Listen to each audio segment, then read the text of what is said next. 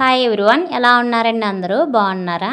ఈ వీడియో వచ్చేసి నిన్న మండే షూట్ చేసిన వీడియో అండి. ఈరోజైతే పోస్ట్ చేస్తున్నాను. మండే మార్నింగ్ నుంచి ఆఫ్టర్నూన్ లంచ్ వరకు నేను చేసుకున్న పనులు అయితే మీతో షేర్ చేసుకుంటాను.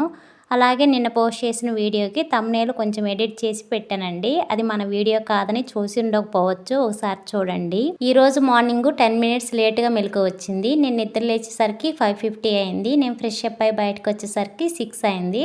బయటంతా కడిగి ముగ్గు వేసేసరికి 6:30 అయింది. ఇప్పుడైతే బయటంతా చిమ్ముకున్నాను. కడగటానికి వాటర్ ట్యాప్ దగ్గరికి వెళ్ళేటప్పుడు సొంపులో పైదాకా వాటర్ ఉన్నాయా లేవా అని చూస్తే వాటర్ ఉన్నాయి. సొంపులో ఉన్న వాటర్ 2 బకెట్లు తోడుకొని బయటంతా కడిగాను. కడిగి ముగ్గు అయితే వేసుకుంటున్నాను. మీరు వేసే ముగ్గులు చాలా బాగుంటాయి అక్క, ముగ్గు వేసేటప్పుడు కొంచెం స్లోగా చూపించండి అని అడుగుతున్నారు. నేను ఈరోజు స్లోగానే చూపిద్దాం అనుకున్నాను. కొంచెం హడావుడిగా ఉన్నాను కదా, హడావుడిలో కొంచెం మిస్టేక్స్ అయితే పోయాయి ముగ్గులో. అందుకని నేనైతే ముగ్గు ఫాస్ట్ ఫార్వర్డ్లోనే పెట్టాను. నేను బయట ముగ్గు వేసి కిచెన్లోకి అయితే వచ్చాను. బియ్యం కడిగి పెట్టాను. బియ్యం కడిగిన వాటర్ని గిన్నెలో పోసుకొని ఆ వాటర్ని మొక్కలకైతే పోసుకుంటాను. నానబెట్టుకున్న బియ్యాన్ని ఇప్పుడు రైస్ కుక్కర్లో పెట్టి స్విచ్ ఆన్ చేశాను. ఈరోజు బ్రేక్ఫాస్ట్లోకి చట్నీ కోసం స్టవ్ మీద బాండీ పెట్టి బాండీలో పల్లీలు అయితే ఫ్రై చేసుకుంటున్నాను. పల్లీలు ఫ్రై చేసుకుంటూనే ఆకుకూర అయితే కట్ చేసుకుంటున్నాను. ఈ ఆకుకూర ఫ్రైడే తీసుకున్నాను. సాటర్డే వండకూడదని సాటర్డే అయితే వండలేదు. సండే చికెన్ తెచ్చుకున్నాం కదా, సండే కూడా వండలేదు. ఇంక పాడైపోతుందని ఈరోజు అయితే ఆకుకూర పులుసు కూర చేద్దామని ఆకుకూర అయితే కట్ చేసుకుంటున్నాను. కట్ చేసుకున్న ఆకుకూరని 2 సార్లు నీట్గా కడిగి ఒక గిన్నెలో తీసుకొని ఈ ఆకుకూరలోకి కట్ చేసుకున్న టమాటా, ఆనియన్, పచ్చిమిర్చి, కొంచెం చింతపండు, వెల్లుల్లి, అలాగే ఉప్పు, పసుపు, ఒక గ్లాస్ వాటర్ పోసుకొని పోసిన వాటర్ ఇంకిపోయే వరకు ఈ ఆకుకూరను అయితే ఉడికించుకోవాలి. ఒక స్టవ్ మీద చట్నీ కోసం పచ్చిమిర్చి అయితే ఫ్రై చేసుకుంటున్నాను. ఇంకో స్టవ్ మీద ఆకుకూర అయితే ఉడికించుకుంటున్నాను. ఇవి ఉడుకుతూ ఉంటాయి. నేను ఈలోపు మిగతా పనులు అయితే చూసుకుంటాను. ఆకుకూరను కట్ చేశాను కదా, అది అయితే కిచెన్ ప్లాట్ఫామ్ మీద కొంచెం చెత్త ఉంది, అదైతే కవర్గా తీసేసి ఈరోజు బ్రేక్ఫాస్ట్ కోసం నైట్ పెసలు అయితే నానబెట్టాను. ఆ పెసలను అయితే ఇప్పుడు మిక్సీకి వేసుకుంటున్నాను. నానబెట్టిన పెసల్లోకి అల్లము, పచ్చిమిర్చి, జీలకర్ర వేసి మిక్సీ బట్టి పక్కన పెట్టుకున్నాను. అలాగే చట్నీ కూడా మిక్సీకి వేసి పక్కన పెట్టుకున్నాను. స్టవ్ మీద పెట్టిన ఆకుకూర కూడా మగ్గింది. ఇంకా కొంచెం వాటర్ ఉన్నాయని వేరే స్టవ్ మీద అయితే పెట్టాను. పిల్లలకి బ్రేక్ఫాస్ట్ కోసం దోశ అయితే పోస్తున్నాను. మా పిల్లలకి మార్నింగ్ బ్రేక్ఫాస్ట్కి పెసర దోశ అన్న, ఆఫ్టర్నూన్ లంచ్కి ఆకుకూర కర్రీ అన్న అసలు ఇష్టపడరు. ఈరోజు వచ్చి చూసి అలిగారు, నాకు మార్నింగ్ బ్రేక్ఫాస్ట్ వద్దు, ఆఫ్టర్నూన్ లంచ్ కూడా వద్దని చెప్పారు. వాళ్ళకు ఇష్టం ఉన్నా లేకపోయినా అప్పుడప్పుడు మనం ఏ అయితే చేసి పెడుతూ ఉండాలి. ఇంక ఇష్టం లేదని అలాగే వదిలేస్తే వాళ్ళకి వాటి మీద ఇంట్రెస్టే ఉండదు. నేను పెసర దోశ పోసేలోపు మా హస్బెండ్ పిల్లల్ని రెడీ చేశారు. వాళ్ళకైతే బ్రేక్ఫాస్ట్ ఇచ్చాను, వాళ్ళు తింటున్నారు. ఇప్పుడైతే ఆకుకూర కూడా మగ్గింది. ఆకుకూరను అయితే మెత్తగా ఎనుపుకొని తాలింపు అయితే పెట్టుకోవాలి. తాలింపు కోసం ఇప్పుడు స్టవ్ మీద బాండీ పెట్టి బాండీలో ఆయిల్ వేసి ఆయిల్ హీట్ అయిన తర్వాత పోపు దినుసులు, ఒక ఎండుమిర్చి, కట్ చేసుకున్న ఆనియన్స్, అలాగే కరివేపాకు వేసుకొని మంచిగా ఫ్రై అయిపోయిన తర్వాత ఈ ఎనుపుకున్న ఆకుకూరని వేసుకొని ఒక 10 నిమిషాలు అయితే మగ్గించుకోవాలి. మగ్గించుకుంటే బాగుంటుంది టేస్ట్ కూడా. ఆకుకూర మగ్గేలోపు పిల్లల వాటర్ బాటిల్స్ని నీట్గా కడిగి వాటర్ ఫిల్ చేసి బ్యాగ్లో పెట్టాను. పిల్లల స్నాక్స్ బాక్స్లో స్నాక్స్ అయితే పెట్టాను. రైస్ కూడా బాక్స్లో పెట్టేసి పక్కన పెట్టాను. ఇప్పుడు ఆ బాక్సులన్నీ క్యారేజ్ బ్యాగ్లో పెట్టేలోపు పిల్లల స్కూల్ బస్ కూడా వచ్చింది. పిల్లలు అయితే స్కూల్కి వెళ్ళారు. పిల్లలు తుడుచుకున్న టవల్స్ని నేను గేటు మీద ఆరేసుకొని ఇడిచిన బట్టలు ఉంటాయి కదా, వాషింగ్ మిషన్కి అయితే వేశాను. సాటర్డే, సండే అయితే హ్యాండ్ వాష్ చేయాల్సిన బట్టలు అయితే హ్యాండ్ వాష్ చేశాను. అందుకని ఈరోజు హ్యాండ్ వాష్ చేయాల్సిన బట్టలు ఏం లేవు.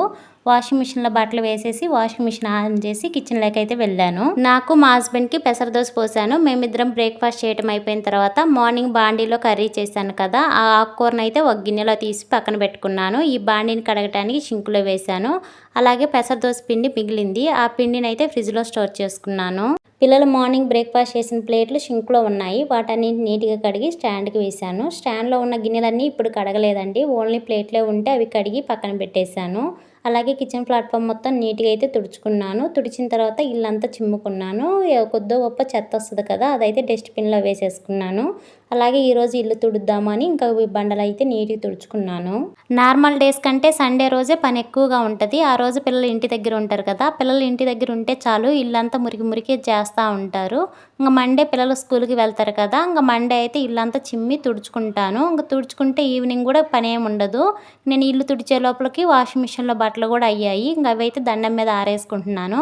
దండం మీద బట్టలు ఆరేసేటప్పుడు కూడా ఒక నీట్గా అయితే ఆరేసుకుంటాను. ఫస్ట్ నా బట్టలు, తర్వాత మా హస్బెండ్, తర్వాత నీడలలో అయితే ఆరేసుకుంటాను. మినుములు కడిగి ఆరబోసాను కదా, మినుములు బాగా ఎండాయి. వాటిని ఇప్పుడు ఫ్రై అయితే చేసుకుంటున్నాను. మినప లడ్డు మనం తినేటప్పుడు నోటికి చుట్టుకొస్తూ ఉంటుంది కదా, అలాగా రాకుండా ఉండాలి అంటే మినుములు మనం ఫ్రై చేసుకునేటప్పుడు ఒక గుప్పెడు బియ్యం వేసి ఫ్రై చేసుకొని లడ్డు చేసుకుంటే తినేటప్పుడు నోటికి చుట్టగా రాకుండా ఉంటుంది. ఒక రౌండ్ మినుములను అయితే ఫ్రై చేసుకొని ఒక గిన్నెలో తీసుకొని రెండో రౌండ్ మినుములు అయితే ఫ్రై చేసుకుంటున్నాను. రెండో రౌండ్ మినుములు ఫ్రై చేసుకునేటప్పుడు ఒక గుప్పెడు బియ్యం వేసి ఫ్రై అయితే చేసుకున్నాను. ఇవైతే ఒక పక్కన అయితే ఆరబెట్టుకుంటున్నాను. ఇప్పుడైతే ఫ్రిడ్జ్లో మేగడ ఉంది, పెరుగు మీద మేగడ, అదైతే మిక్సీకి వేసుకొని వెన్నపూస అయితే తీద్దామని మిక్సీకి అయితే వేసుకుంటున్నాను. ఇది వచ్చేసి 4 days మేగడ కలెక్ట్ చేసేసి ఫ్రిడ్జ్లో పెట్టాను. ఆ మేగడని ఇప్పుడు మిక్సీకి వేసుకొని ఇప్పుడు పెరుగు మీద కూడా కొంచెం మేగడ ఉంది, అది కూడా వేసేసుకొని కొంచెం వాటర్ పోసుకొని మెత్తగా మిక్సీకి వేసుకుంటే వెన్నపూస 5 నిమిషాల్లో వచ్చేస్తుంది. మేగడని మిక్సీకి వేసేటప్పుడు వాటర్ కొన్ని పోసుకొని మిక్సీకి వేసుకోవాలి. మనం ఎక్కువగానే పోసామంటే చింది పక్కలంతా పడుద్ది, అందుకని కొంచెం కొంచెం వాటర్ పోసుకొని మిక్సీకి వేసుకుంటే వెన్నపూస ఈజీగా వచ్చేస్తుంది. ఇప్పుడు సమ్మర్ అయ్యేసరికి మేగడ ఉంటుంది కదా, మేగడ మిక్సీకి వేస్తే వెన్నపూస వస్తుంది కదా, ఆ వెన్నపూసని నార్మల్ వాటర్లో వేస్తే మెల్ట్ అయిపోతుంది. ఇంకా అది కూలింగ్ వాటర్లో వేస్తే కొంచెం గడ్డలాగా వస్తుంది. నేనైతే ఈరోజు నార్మల్ వాటర్లో వేసేసరికి మనం తీసేటప్పుడే కొంచెం మెల్ట్ అవుతూ ఉంది. వెన్నపూస ఈ బాక్స్ నిండే వరకు స్టోర్ చేసుకొని అప్పుడు వెన్నపూసను కాబెట్టి నెయ్యి అయితే చేసుకుంటాను. ఇప్పుడైతే పెరుగుని మిక్సీకి వేసుకొని మజ్జిగ చేసి పక్కన పెట్టాను. కొంచెం పెరుగు మిగిలితే అదైతే ఒక గిన్నెలో తీసుకొని ఫ్రిడ్జ్లో అయితే పెట్టాను. మినుములు ఫ్రై చేశాను కదా, అవైతే పూర్తిగా ఆరాయి. ఆ మినుముల్ని ఒక కవర్లో తీసి పక్కన పెట్టాను. మాకు ఇంటి దగ్గరలోనే పిన్ని మిల్లు ఉందని చెప్పాను కదా, అమ్మ అయితే రీసెంట్గా పిన్ని మిల్లు తీసేసింది. అందుకని మా హస్బెండ్ డ్యూటీకి వెళ్తుంటే అవి కవర్లో వేసి మా హస్బెండ్కి అయితే ఇచ్చాను. మా హస్బెండ్ అయితే వచ్చేటప్పుడు అవి అయితే పట్టించుకొని వస్తారు. ఇప్పుడు టైం వచ్చేసి ఆఫ్టర్నూన్ 2 అవుతుంది. ఇడ్లీ పిండి దోశ పిండి కోసం ఇక్కడ పప్పు అయితే నానబెట్టుకుంటున్నాను. ఒక సిస్టర్ కామెంట్ పెట్టారు, మీరు దోశ పిండి ఎలా వేసుకుంటారో ఒకసారి చూపించండి అని. నేనైతే స్టోర్ బియ్యంతో దోశ పిండి అయితే వేసుకుంటున్నాను. 3 గ్లాసుల స్టోర్ బియ్యానికి 1 గ్లాస్ మినపప్పు తీసుకొని ఇంకొక గుప్పెడు మినపప్పు అయితే వేసుకుంటాను. స్టోర్ బియ్యాన్ని 2-3 సార్లు నీట్గా కడిగి 1 గ్లాస్ మినపప్పు 1 స్పూన్ మెంతులు వేసుకొని ఒకసారి కడిగి వాటర్ పోసి 4 గంటలు అయితే నానబెట్టుకోవాలి. నానబెట్టుకున్న బియ్యాన్ని మినపప్పును అయితే గ్రైండర్కి వేసుకొని మెత్తగా అయితే వేసుకోవాలి. ఇదైతే ఓవర్ నైట్ బయట ఉంచుకొని నెక్స్ట్ డే మార్నింగ్ అయితే దోశ పోసుకుంటే మెత్తగా దోశలు అయితే వస్తాయి. క్రిస్పీగా కావాలంటే క్రిస్పీగా కూడా పోసుకోవచ్చు. ఇప్పుడైతే బియ్యం కడిగి పక్కన పెట్టుకున్నాను. అలాగే ఇడ్లీ కోసం మినపప్పు కూడా కడిగి పక్కన పెట్టుకున్నాను. ఈవినింగ్ స్నాక్స్ కోసం తెల్ల శనగలు కూడా నానబెట్టుకున్నాను. ఈ వీడియో ఇంతటితో అయితే క్లోజ్ చేస్తున్నాను. ఈ వీడియో కానీ మీకు నచ్చితే లైక్ చేయండి, మీ ఫ్రెండ్స్కి మీ రిలేటివ్స్కి షేర్ చేయండి. Thanks for watching.